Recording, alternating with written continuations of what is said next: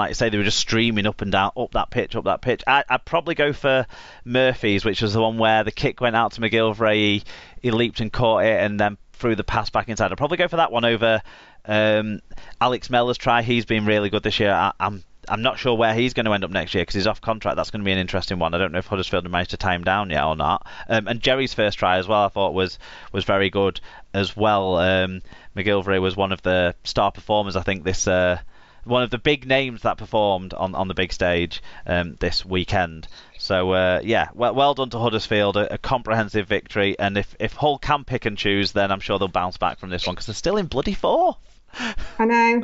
Every other result, thankfully, went our way. Yeah, including probably this one, sort of. Yeah. Which is the third game of the weekend, and the one that I'm less inclined to talk about. It was Wigan against Warrington. The fight for the Locker Cup was on. We got to hang out with the Locker Cup pre-game, didn't we? That was exciting. It was very exciting. Joshua told everybody about it, and nobody had a clue what he was talking about. Well, if they'd have known, if they'd have read the history, they would realise that the first Locker Cup was played in 1938, and a 17-all draw had to be decided on a coin toss. Yeah. Which when I was telling one of the Wigan fans about that in the pub before the game, they said, "Well, that's kind of like Golden Point, isn't it?"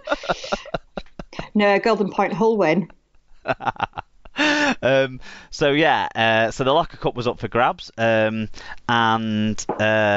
the winner got to take home a few £1,000s worth of sterling silver there, so maybe they'll melt it down and put it into the coffers. But Warrington won it, and they won it with a 26-14 win. It was 8-2 to Warrington at half-time. Chris Kendall was the referee in this one. In terms of the stats, they were fairly even, although Wire slightly edged many of the key stats, and were definitely more creative from the stats, with nearly 1 metres per carry, better average gain, and 3 more clean breaks. Wigan made slightly more metres overall, but made 1 more error and gave away 1 more penalty, so kind of hindered themselves a little bit in the end.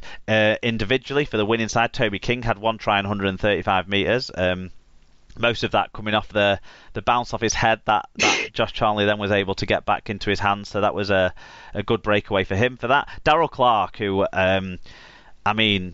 continues to impress me massively. 1 try assist, 6 tackle balls, 121 metres and 3 clean breaks, and they even managed to rest him for the last 10 minutes or so. Chris Hill, 101 metres, and Blake Austin with 1 try, a very crucial try, 5 tackle balls and 2 clean breaks.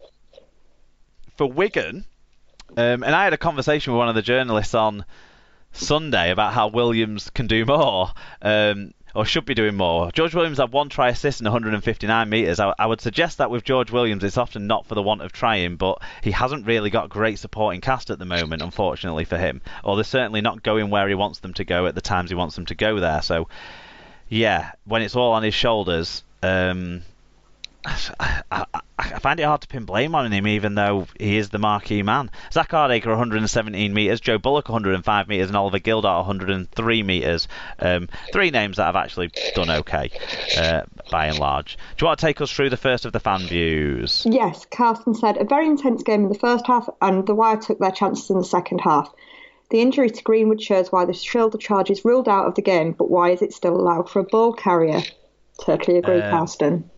So, yeah, this has been... We'll get to that because someone else has mentioned it, and I just don't know where they're talking about in the game, so we'll get to that. But the Greenwood injury, the penalty wasn't given for a shoulder charge, which it should have been. It was given for a ball steal, rather weirdly, it looked like. But, yeah, that was a bit cowardly by him. I wasn't very impressed with that, and he's injured himself and potentially broken his ribs.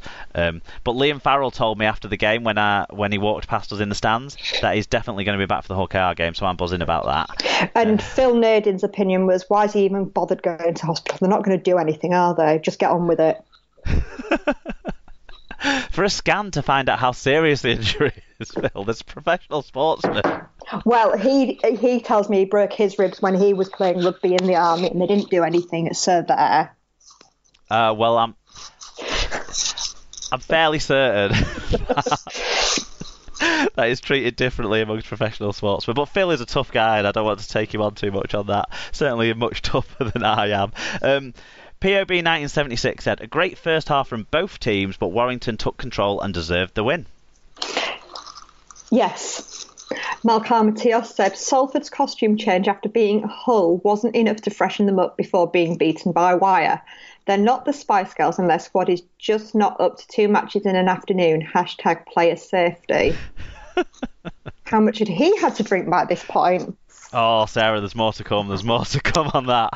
RLE2993, thanks for getting in touch. I'm not sure if maybe you got in touch last week when I wasn't here, but new one on me, so thanks for getting in touch. Must be a Wire fan, he said. Thank God we scored a lot of tries against Wigan. We conceded some tries, but Blake Austin is our star of today's game, and Dec Patton was our conversion taker who got the hat-trick from kicking the ball through the Anfield sticks. Next stop, KCOM Craven Park for Hull KR in the Challenge Cup. Come on the Wire. # Locker Cup winners 2019. Got a long way to match. If you've seen the trophy, you've got a long way to catch up to the amount of times Wigan have won it in total. But, good luck to you. Jen K says, I was happy in the haze of a drunken hour, but heaven knows I'm miserable now. Lovely day out in Liverpool. Loved the atmosphere in the ground. Impressed with Anfield and think it was actually nice to have a change after Newcastle. As for Wigan, we're just so short on confidence. Just need to keep going. Jen K is becoming a big favourite of mine. Obviously, another Wigan fan contributing is always great, but also throwing in a Smiths reference. I definitely have to make sure we catch up at a game sometime, Jen, because that's awesome.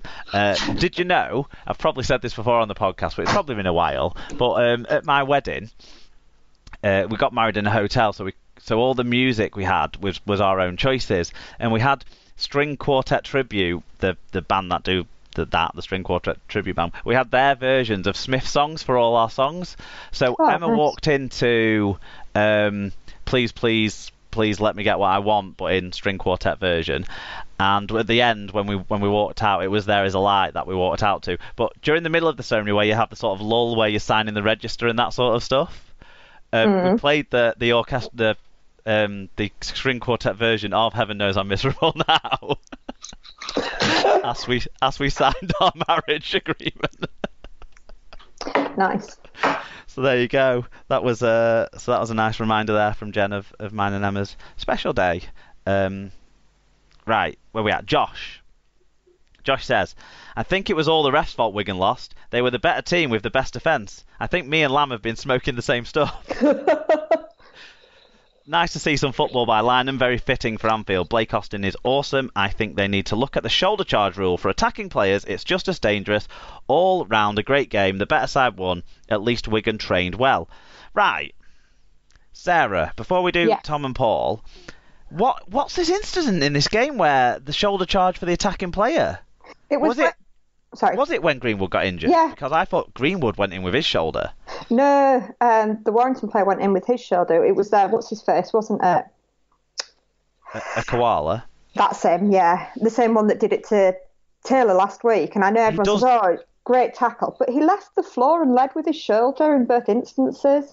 He does do that a bit, but I thought Greenwood shouldered up into him as well. So I don't know. I sort of thought Greenwood was culpable a little bit himself as well, from my point of view. And I've not seen it back. So that must be the incident then. I didn't read it that way, but yeah. What do you make of that then? I agree. Like, why is it allowed for one way and not for the other? Yeah, because you see players penalised for sort of striking with the arm up in the head, don't you? If it's like a clear forearm to the head, you'll see a penalty given against the ball carrier for that sort of stuff. So I suppose it is a little bit of a inconsistency. Yeah. Yeah. And as well, at one point, this is going off topic, Corey, but did you notice there was a scrum right near the end, and the Wigan second rower, I don't know which one it was, stood up and started throwing punches at the Warrington players, and nothing happened, and it just continued. No, I didn't notice any particular melee, to be honest. Other than there was a flare up at one point. But not. Yeah, and then the second half came. It was close enough to half time, wasn't it? That. Yeah. Willie Ice. There was a tackle from Willie Ice, which, to be fair, could have been a yellow card. Yes. He didn't make direct contact to the head. He came off the arm onto the shoulder onto the head, so did sort of bounce up in progression. But he was out of control when he went into that challenge and it hit the guy's head. I wouldn't have been arguing a yellow card in that instance just as much as when Ben Curry trapped Tali Matautai's head in the tackle. I wouldn't have been arguing with a yellow card there either, but only James Roby got yellow carded for that this weekend because there's no consistency. Exactly, yeah. But yeah, no, I don't remember that, but obviously... Well, it was really weird because I started saying it to all the people around me, and the only person that saw it, as well as me, was Jo, Nikki's sister, and nobody else seemed to see it. Officially Fit Sister. We need to call her official name if we're mentioning Jo on the podcast. I'm afraid I can't do that. It feels very wrong.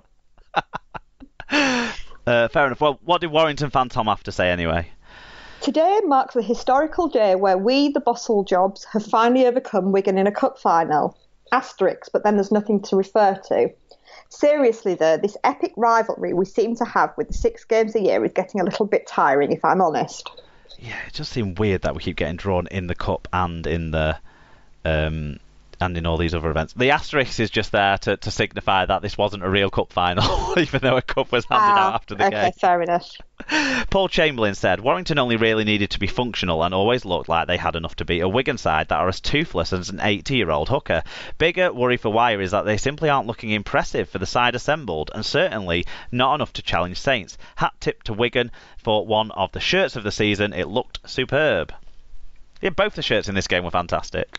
The throwbacks and the nostalgia element of this game worked quite well, I certainly thought. Wigan have never had a specific Magic Weekend shirt before, but obviously in collaboration with Warrington, getting this one done how it was done and stuff worked well. Yep. Although Owen did text half during the match and say, why are Wigan wearing a Salford shirt? Did they forget their own? So he obviously missed that bit.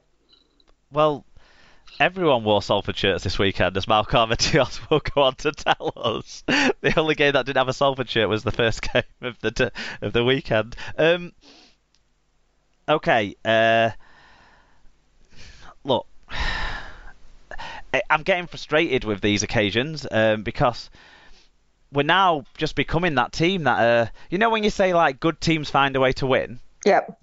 At the moment, we're showing that bad teams find a way to lose as well, because I agree somewhat with Adrian Lamb that for large parts of the game we were definitely as good as matched Warrington, if not slightly better in parts. We managed to grasp the momentum of the game quite a few times. I think our physicality and intensity in the first half was very, very good. As good as it's been in the cup game against Warrington, and not many other occasions this season. So there was lots of things that as a Wigan fan I was sat watching thinking we don't deserve to be behind here. But then on the flip end of that, Warrington still just had those moments of quality that Wigan didn't quite have. Like with Wigan, if you shut down our left edge, which is very hard to shut down, you're almost certain there's not going to be much else going on elsewhere, especially when we're playing not real hookers at dummy half. We're playing talented players at dummy half, but none of our hookers are really hookers. So the passing isn't hookers passing, it's halfbacks passing. So it's always done slightly differently. And Jake Shorrocks is learning as he goes when he's forced into playing that position. He's doing an okay job, but he can't run a game from hooker at all. And his distribution can be a little bit slow at times, which helps with the defence covering up. What then becomes the relatively predictable, the ball's going to go to George Williams, he's going to try and do something. If he can't do something, it's going to go to Oliver Gildart, he's going to try and do something. If he can't do something, we've pretty much got him covered. Which is how it feels at the moment from a Wigan perspective. Whereas Warrington weren't necessarily hugely impressive for much of the game, and I don't think a lot of their big men played that great. I don't think any of the forwards particularly impressed. Curry and Hughes were quiet. Cooper was very quiet. But Darryl Clark shows those moments in games where he can change the pace of a game, change the field position in a game. And Warrington in this game a few times were able. There was one really good offload, I think, by Goodwin as well earlier in the second half, and they just changed the field position on us. So for all the pressure Wigan could build, for all the intensity Wigan were applying, there was just these split moments in the game where Warrington injected a touch of quality that turned the field position around. And then, of course, the most telling moment of that was Blake Austin's try, where he just put the accelerator down. Zach Hardacre took a terrible fucking angle on him. His defence should be better than this. It's, in the first half, he pulled off probably the highlight moment of the game with that tackle on Ben Murdoch-Masila when he was rampaging through. But he took a bad angle there, and the other defenders weren't